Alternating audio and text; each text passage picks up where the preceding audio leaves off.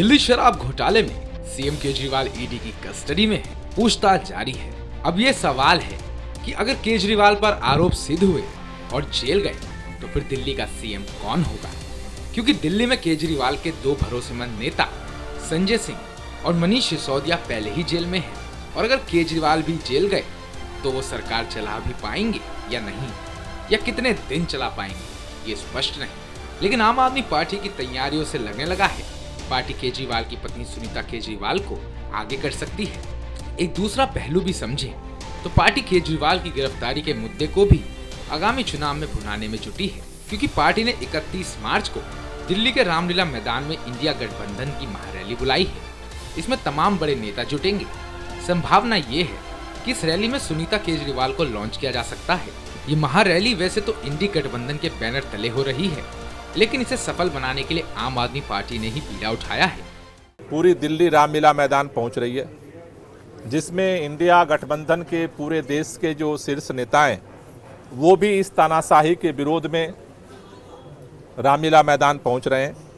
आज से पूरे दिल्ली में हम लोग ये आमंत्रण पत्र घर घर जा कर के लोगों को बांट रहे हैं और पूरे दिल्ली से निवेदन कर रहे हैं कि जो लोग इस बात में विश्वास करते हैं कि दिल्ली के मुख्यमंत्री अरविंद केजरीवाल जी ने दिल्ली के लोगों के लिए काम किया है, जो लोग इस बात से विश्वास करते हैं कि 2 साल में बिना हजारों जगह छापे मारने के बावजूद बिना किसी सबूत के केवल तानाशाहीपूर्ण रवैया अपनाते हुए बदले की भावना से राजनीति से प्रेरित होकर के अरविंद केजरीवाल जी को गिरफ्तार किया गया है, उन सब लोगों को आह्वान कर रहे हैं कि वो लोकतांत्रिक तरीके से अपनी आवाज़ उठाने के लिए 31 मार्च को 10 बजे रामलीला मैदान पहुँचें।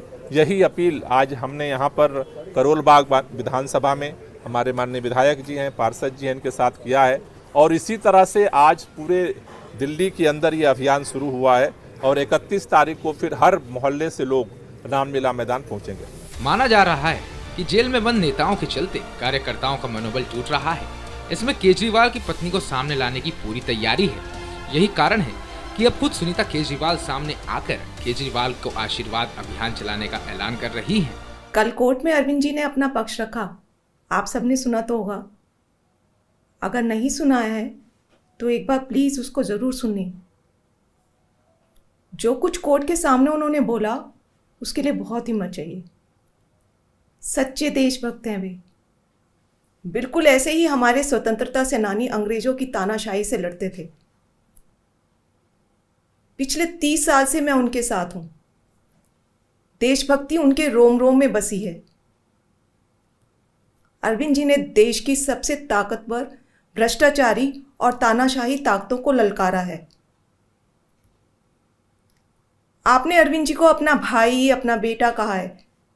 क्या इस लड़ाई में आप अपने भाई, अपने बेटे का साथ नहीं देंगे? मुझे पूरा विश्वास है कि हम सब साथ मिलकर यह लड़ाई लड़ेंगे। यानी समझे तो आप, केजरीवाल की गिरफ्तारी का मुद्दा चुनाव में भुनाने में जुट गई है। पार्टी की तरफ से लगातार इस मामले को लेकर बीजेपी को निशाने पर लिया जा रहा है। वो अरविंद केजरीवाल जी के फोन से ये जानना चाहते हैं कि आम आदमी पार्टी की चुनाव में क्या तैयारी है।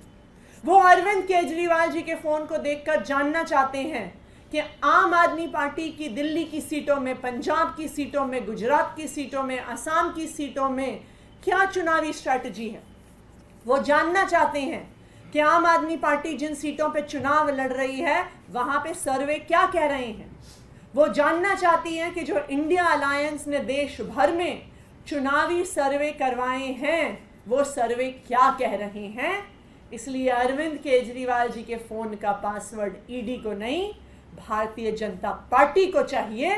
और ईडी ने फिर से एक बार साबित कर दिया है कि वो भारतीय जनता पार्टी का मात्र एक राजनीतिक हथियार है।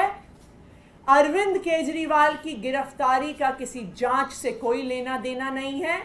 अरविंद केजरीवाल की गिरफ्तारी लोकसभा चुनाव में विघ्न पैदा करने के लिए है और अरविंद केजरीवाल के फोन के पासवर्ड के लिए उन्हें हिरासत में रखना भारतीय जनता पार्टी को, आम आदमी पार्टी और इंडिया अलायंस की चुनावी स्ट्रैटेजी। एक तरफ केजरीवाल से ईडी की पूछताछ जारी है और दूसरी तरफ आपने मुद्दा बुनाने की तैयारी कर ली है। क्योंकि अब आपके पास कोई चारा बचा ही नहीं, चुनाव सिर पर है।